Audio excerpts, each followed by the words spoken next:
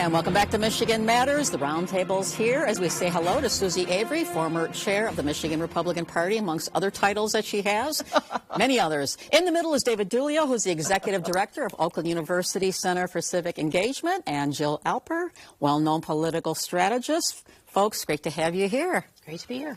Well, let's talk about what we're always talking about, and that being a little politics here. And Jill, this week, J.D. Vance, vice president candidate on Donald Trump's ticket, was in Grand Rapids. We know these candidates are coming in there and their subordinates coming in here left, right, left. It's hard to keep track even when you say, who was here last week? But the question is, we know the media loves it, gives us something to write about and talk about. But what about voters? Does this resonate with voters when they see the candidates here? Absolutely. And I think when J.D. Vance was in Macomb, not a very big audience. I can say for Vice President Harris, we saw, 15,000 plus people out at the airport hangar, people bouncing off the walls. I heard there were 37,000 requests for people to see her. So people want to touch and feel these candidates and their surrogates. Well, we had Pete Hoekstra right here, current party chair of the Republicans, saying that what J.D. Vance had last week in Macomb was just a press conference. It was not intended as a campaign event. So we'll leave that be. But the point is that they are coming in here. So, David, you are a student of politics. You train people on politics. You have your Center for Civic Engagement. Do you think, are people paying, we love talking about it, but do people, are they tuned into this, and are they able to make sense of this? Because literally every 2 days something dramatic keeps happening here. It's like, oh my gosh, what's next? Well, some people are and some people aren't yet, right? The average person, your average person. So, there's all sorts of average people out there, right? And some of them are part of the Democratic Party's base, and some of them are part of the Republican Party's base, and those folks are paying attention all the time. Yeah. And it's those folks that are in the middle who are maybe part-time politicos, where they come and go from politics.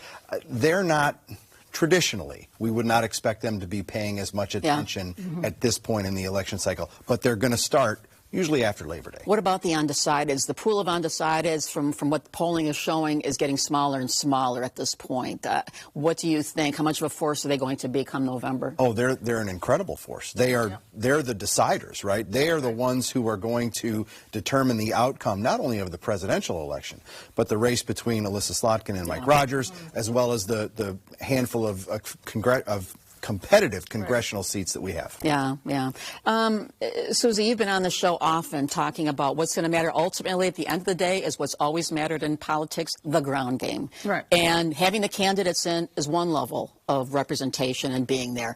But having people knocking on doors, handing out stuff and going on, send texts about, this and that, whatever, donate, please, I need this right away to make my FEC quota sort of thing here. How much do you think that this all is going to matter? Well, I think probably all of us at this table agree.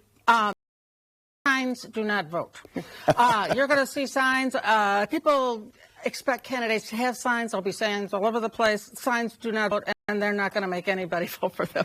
But it makes the person feel good. Yeah. The thing that I found when I was teaching students, and actually when I was chair of the party, was, and I did a poll. Who are you going to vote for? If you take away Democrat and Republican, male, female, black, white, Asian, whatever, who are you going to vote for? The number one reason is if they have met you.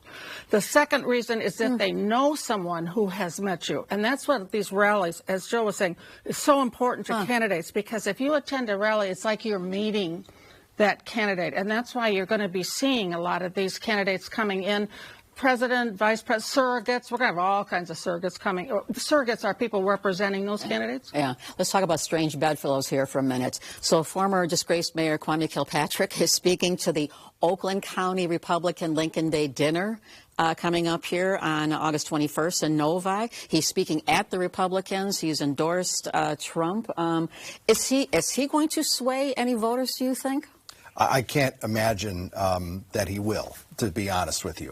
In fact, I think Brooks Patterson is rolling over in his grave with the dark glasses. It is such a Well, I mean, add it to the craziness of this election cycle. Well, right? I mean, keep in mind, Trump did let him out of jail early. Well, that's before he left, he said, "You're out. Boom, get away." So maybe there's a relationship there that is being cultivated. Who knows? I think that there'll be some entertainment value at that Lincoln Day. And poor Ben Carson, who's really the keynote speaker. It's like Kwame Kilpatrick or Ben Carson. He's going to get overshadowed. Who's going to be more entertaining? That much we know here. Real quickly here before we go to break, the UAW is Elon Musk had a fireside chat with Donald Trump on X, and it went on for hours, 2 hours at least. It was kind of like a Cuban event with Fidel Castro.